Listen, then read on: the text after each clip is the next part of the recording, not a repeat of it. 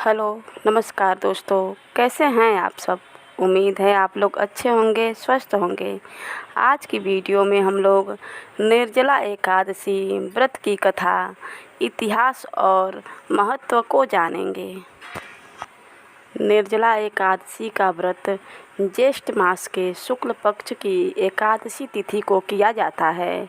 हिंदू धर्म में एकादशी व्रत का मात्र धार्मिक महत्व ही नहीं है, यह व्रत मानसिक एवं शारीरिक स्वास्थ्य के नज़रिए से भी बहुत महत्वपूर्ण है। एकादशी का व्रत भगवान विष्णु की आराधना को समर्पित होता है। इस एकादशी का व्रत करके श्रद्धा और सामर्थ्य के अनुसार दान करना चाहिए।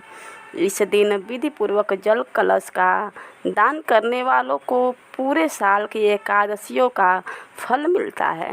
इस प्रकार जो इस पवित्र एकादशी का व्रत करता है वह समस्त पापों से मुक्त हो जाता है। आइए जानते हैं एकादशी व्रत का इतिहास। एक बार बहुभोजी भीमसेन ने व्यास जी के मुख से प्रत्येक एकादशी को निराहार रहने का नियम सुनकर विनम्र भाव से निवेदन किया कि महाराज, मुझसे कोई व्रत नहीं किया जाता।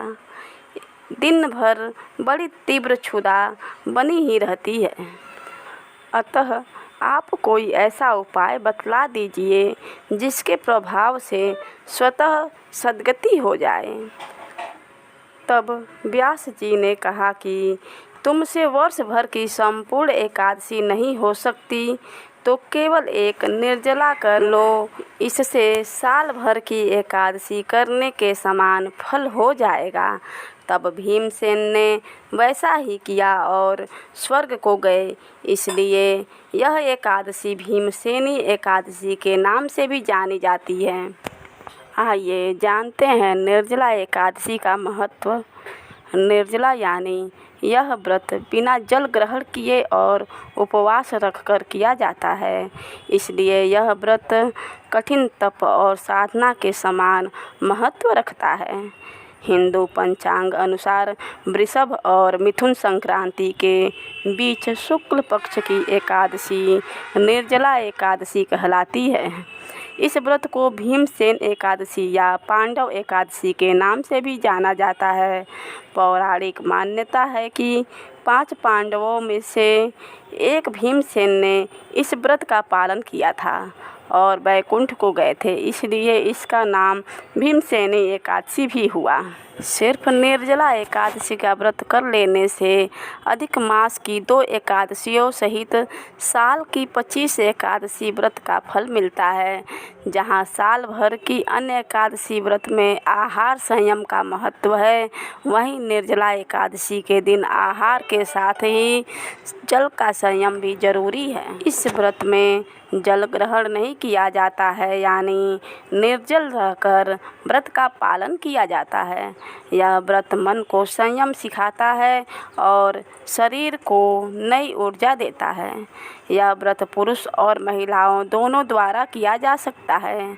व्रत का विधान है, व्रत करने वाले दिन भर कुछ बातों का ध्यान रखें, जैसे पवित्रीकरण के समय जल आचमन के अलावा अगले दिन सूर्य उदय तक पानी नहीं पिएं। दिन भर कम बोलें और हो सके तो मौन रहने की कोशिश करें। दिन में सोएं नहीं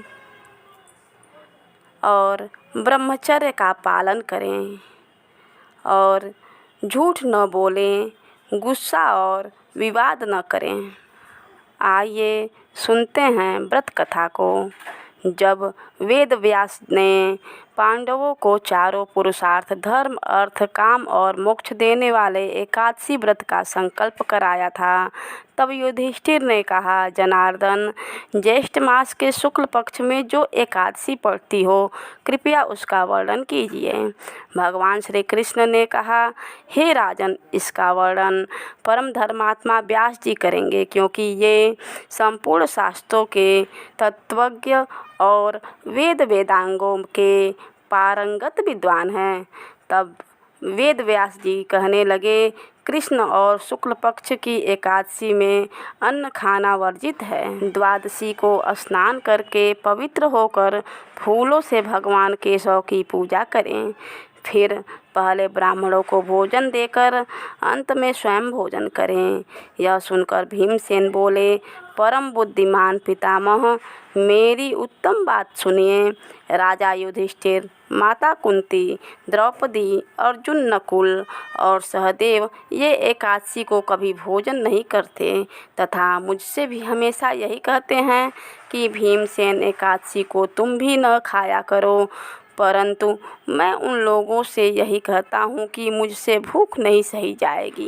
भीमसेन की बात सुनकर व्यास जी ने कहा, यदि तुम नरक को दूषित समझते हो और तुम्हें स्वर्गलोक की प्राप्ति अभिष्ट है तो दोनों पक्षों की एकादशियों के दिन भोजन नहीं करना। भीमसेन बोले, महाबुद्धिमान पितामह, मैं आपके सामने सच कहता हूँ, मुझसे एक बार भोजन करके भी व्रत नहीं किया जा सकता तो फिर उपवास करके मैं कैसे रह सकता हूँ। मेरे उदर में वृक नामक अग्नि सदा प्रज्वलित रहती है, अतः जब मैं बहुत अधिक खाता हूँ तभी यह शांत होती है।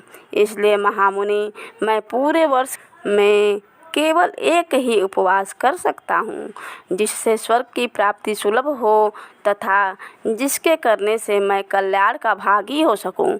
ऐसा कोई एक व्रत निश्चय करके बताइए, मैं उसका यथोचित रूप से पालन करूँगा। व्यास जी ने कहा, भीम, ज्येष्ठ मास में सूर्य वृष राशि में हो या मिथुन राशि पर शुक्ल पक्ष में जो एकादशी हो उसका यत्नपूर्वक निर्जल व्रत करो। केवल कुल्ला या आचमन करने के लिए मुख में जल डाल सकते हो, उसको छोड़कर किसी प्रकार का जल विद्वान पुरुष मुख में न डालें, अन्यथा व्रत भंग हो जाता है। एकादशी को सूर्योदय से लेकर दूसरे दिन के सूर्य उदय तक मनुष्य जल का त्याग करे तो यह व्रत पूर्ण होता है। इसके बाद द्वादशी को प्रभात काल में स्नान करके ब्राह्मणों को विधिपूर्वक जल और सुवर्ण का दान करें। इस प्रकार सब कार्य पूरा करके जितेंद्रिय पुरुष ब्राह्मणों के साथ भोजन करें। वर्ष में जितनी एकादशियां होती हैं उन सब का फल इस निर्जला एकादशी से मनुष्य प्राप्त कर लेता है, इसमें तनिक भी संदेह नहीं है। शंख, चक्र और गदा धारण करने वाले भगवान केशव ने मुझसे कहा था कि यदि मानव सबको छोड़कर एकमात्र मेरी शरण में आ जाए और एकादशी को निराहार रहे तो वह सब पापों से छूट जाता है। हे कुंती नंदन, निर्जला एकादशी के दिन श्रद्धालु स्त्री पुरुष के लिए जो विशेष दान और कर्तव्य हैं उन्हें सुनो। उस दिन जल में शयन करने वाले भगवान विष्णु का पूजन और जलमयी धेनु यानी पानी में खड़ी गाय का ध्यान करना चाहिए। सामान्य गाय या घी से बनी गाय का दान भी किया जा सकता है।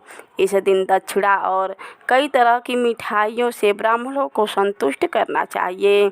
उनके संतुष्ट होने पर श्री हरि मोक्ष प्रदान करते हैं। जिन्होंने श्री हरि की पूजा और रात्रि में जागरण करते हुए इस निर्जला एकादशी का व्रत किया है, उन्होंने अपने साथ ही बीती हुई 100 पीढ़ियों को और आने वाली 100 पीढ़ियों को भगवान वासुदेव के परम धाम में पहुंचा दिया है। निर्जला एकादशी के दिन अन्न, वस्त्र, गौ, जल, शैया, सुंदर आसन, कमंडलू तथा छाता दान करने चाहिए। जो श्रेष्ठ तथा सुपात्र ब्राह्मण को जूता दान करता है वह सोने के विमान पर बैठकर स्वर्गलोक में प्रतिष्ठित होता है। जो इस एकादशी की महिमा को भक्ति पूर्वक सुनता अथवा उसका वर्णन करता है वह स्वर्गलोक में जाता है। चतुर्दशी युक्त अमावस्या को सूर्य ग्रहण के समय श्राद्ध करके मनुष्य जिस फल को प्राप्त करता है वही फल इस कथा को सुनने से भी मिलता है। हे भीमसेन, ज्येष्ठ मास में शुक्ल पक्ष की जो शुभ एकादशी होती है उसका निर्जल व्रत करना चाहिए। उस दिन श्रेष्ठ ब्राह्मणों को शक्कर के साथ जल के घड़े दान करने चाहिए। ऐसा करने से मनुष्य भगवान विष्णु के समीप पहुंचकर आनंद का अनुभव करता है।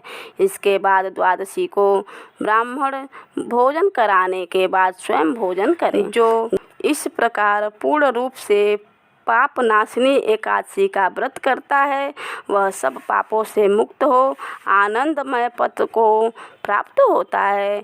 यह सुनकर भीमसेन ने भी इस शुभ एकादशी का व्रत आरंभ कर दिया। बोलो विष्णु भगवान की जय, बोलो महालक्ष्मी की जय।